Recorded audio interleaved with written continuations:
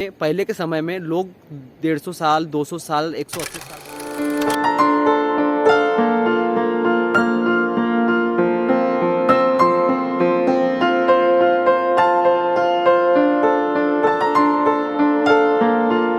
दोस्तों नमस्कार। आज का हम सब्जेक्ट थोड़ा फास्ट लेने वाले हैं क्योंकि ये टॉपिक बहुत बड़ा होने वाला है। लोगों के अंदर इतना पेशेंस नहीं कि कोई चीज़ें डीप में समझाने जाए तो उनका मानसिक लेवल वहाँ पे स्ट्रांग रहे कि नहीं, मुझे पूरा समझना है। कुछ लोगों को बस आयुर्वेद जो होता है वो उनको लगता है कि चिकित्सा पद्धति है, किसी बीमारी का इलाज करने के लिए होता है। या अगर हमें कुछ शुगर हो गया, हमें गठिया हो गया, हमें संधिवात हो गया, हमें हार्ट डिसीज़ की समस्या हो गया, हृदय रोग हो गया, मानसिक विकार की प्रॉब्लम आ गई, धातु रोग, स्वप्न दोष, ऐसी बहुत सारी बीमारियां होने के बाद ही आयुर्वेद के शरण में जाना चाहिए। लोगों की ऐसी मेंटेलिटी बनी हुई है, मानसिकता बनी हुई है।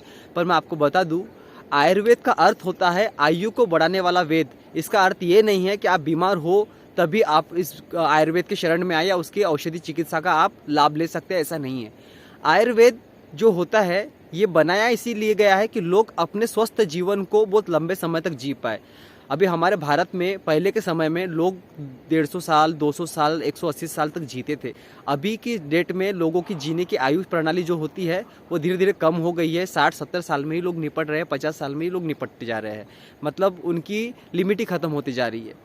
ये क्यों हो रहा है? क्योंकि आपने आयुर्वेद को बस बीमारी में याद किया। स्वस्थ जीवन या स्वस्थ, जब आपका शरीर स्वस्थ है, किसी तरह का रोग आपके अंदर नहीं है, आपने उस समय आयुर्वेद को याद नहीं किया। अगर क्या बुरा हो जाता कि अगर आप स्वस्थ है, आप फिट है, हाँ, आपको डायबिटीज़ नहीं है और आप चंद्रप्रभा वटी का सेवन कर रहे हैं। अगर आप स्वस्थ कंडीशन में भी अगर आप चंद्रप्रभा वटी के 2-2 गोली सुबह शाम दूध के साथ सेवन करेंगे तो क्या हो जाएगा?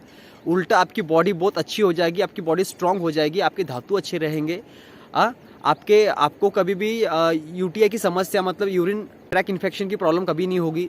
आपके बॉडी में हमेशा एनर्जी बनी रहेगी। लो ब्लड प्रेशर की समस्या आपकी बॉडी में नहीं आएगी।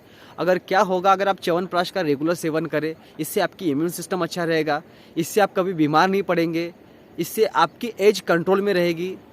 क्या हो जाएगा, अगर आप ब्रह्म रसायन जैसी औषधियाँ लेंगे तो आपको न्यूरो डिसीज़ की बीमारियाँ कभी नहीं आएंगी, आपको डिप्रेशन, चिंता, तनाव कभी नहीं आएगा। तो आयुर्वेद में बहुत सी ऐसी औषधियाँ होती हैं जिसका सेवन आप करके अपने जीवन को स्वस्थ रख सकते हैं। बड़े बड़े बीमारियों से आप बच सकते हैं। अगर आपने रोज़ शिलाजीत का सेवन किया, अगर आप बीमार नहीं है फिर भी आपने शिलाजीत का सेवन किया तो क्या प्रॉब्लम है, क्या नुकसान हो जाएगा उससे? आप अपने प्रकृति को समझ लीजिए कि आपकी कौन सी प्रकृति है। आपकी वात, पित्त, कफ, ये तीनों दोषों में से कौन सी प्रकृति आपकी है, उसके अनुसार आप कुछ ऐसे औषधि का उपयोग करिए जो आपको सूटेबल हो, जो आपको फ़ायदा देती हो, जो आपको परमानेंट आपकी इम्यून सिस्टम को स्ट्रांग रखे और आपको कभी बीमार ना पड़ने दे। आपकी किडनी से लेके, लीवर से लेके, लंग्स से लेके, ब्रेन से लेके, आँखों से लेके सारी चीज़ें आपकी अच्छी रहे और आपको मोतियाबिंद जैसी शिकायत ना हो। उसके लिए आपको पता है त्रिफलादी घृत मेडिसिन आती रहती है। आपको पता है कि 30-35 के बाद उम्र निकल गई है, तो अगर आप त्रिफलादी घृत लेते रहेंगे तो आपकी आँखों की रोशनी अच्छी रहेगी। अगर आप त्रिकुटु लेते रहेंगे तो आप कफ प्रकृति के व्यक्ति है, थोड़ा थोड़ा 2 से 3 ग्राम तक का त्रिकुटु लेते रहेंगे अपने क्षमता के अनुसार, तो आपको कभी भी आपकी कफ प्रकृति या आपको गले से संबंधित रोग ज़्यादा बढ़ेंगे नहीं।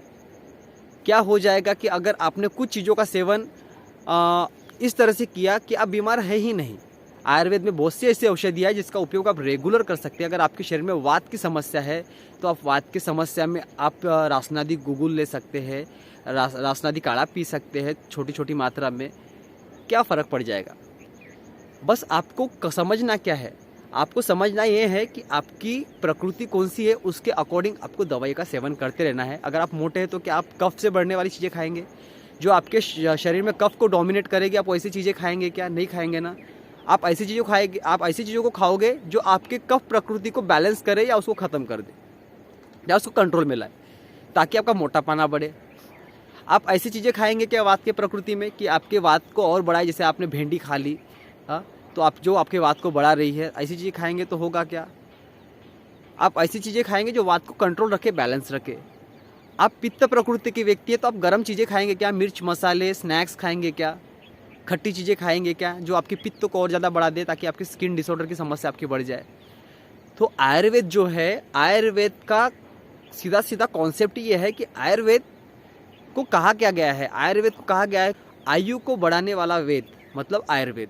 आयु मतलब आपकी, आप बहुत लंबे समय तक जी पाए, बहुत लंबे समय तक आप खुश रह पाए, स्वस्थ रह पाए, किसी निरोगी रह पाए, और आप कभी भी आप बीमार ना पड़े, ऐसे आयुर्वेद का उपयोग किया जाता है।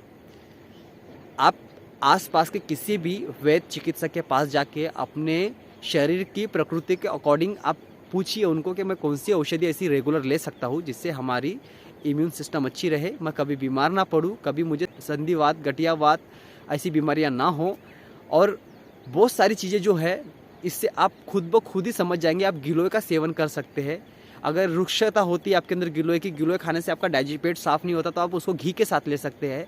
बहुत सारे प्रयोग है करने के लिए जो कर सकते हैं। स्पिरुलिना आती है आयुर्वेद में, आप उसका सेवन कर सकते हैं दूध के साथ दोपहर में, ठीक है। बहुत सारी चीज़ें आपको करने के लिए। ये वीडियो मैंने शॉर्ट टेम्पर्ड में इसलिए बनाया हुआ है क्योंकि अगर इसके ऊपर बनाने जाओगे तो 1 घंटा कम पड़ जाएगा, क्योंकि अगर आयुर्वेद को अच्छे से समझाना होगा तो मैंने आपको ओरली ऐसी चीज़ें समझा दी कि आयुर्वेद आयु को बढ़ाने वाला वेद है। ये आपकी उम्र भर आपको साथ देने वाला है। तो इसका सेवन सही ढंग से अगर आप करेंगे, निरोगी रहने के बाद भी करेंगे, मतलब आप बीमार नहीं है फिर भी अगर आप करेंगे तो भी आपको कोई नुकसान नहीं पहुंचाएगा। बस आप कोई भी जब औषधि का उपयोग करते हैं तो अपने वैद्य की सलाह मशवरा के साथ कीजिए, उनके देखरेख में कीजिए। कुछ जनरल टॉनिक्स आप चालू रख सकते हैं जिससे आप कभी बीमार ना पड़े। अगर आपको आयुर्वेद के ऊपर कुछ बड़ा समझना है तो आप मुझे कमेंट बॉक्स में कमेंट करिए, तो मैं आपके लिए ज़रूर वीडियो बना के दूंगा। और सब्सक्राइब करना मत भूलिए, क्योंकि आप लोगों के लिए अच्छी अच्छी बातें जो है आयुर्वेद के प्रति मैं आपको समझाने का हमेशा मेरा प्रयत्न रहता है। तो उसके लिए ज़रूर सब्सक्राइब कीजिए, पसंद आए तो लाइक कीजिए और अपने दोस्तों तक भी शेयर कीजिए ताकि आयुर्वेद को हम जन तक पहुँचा सके। तब तक के लिए मिलते हैं नेक्स्ट वीडियो में, तब तक के लिए धन्यवाद।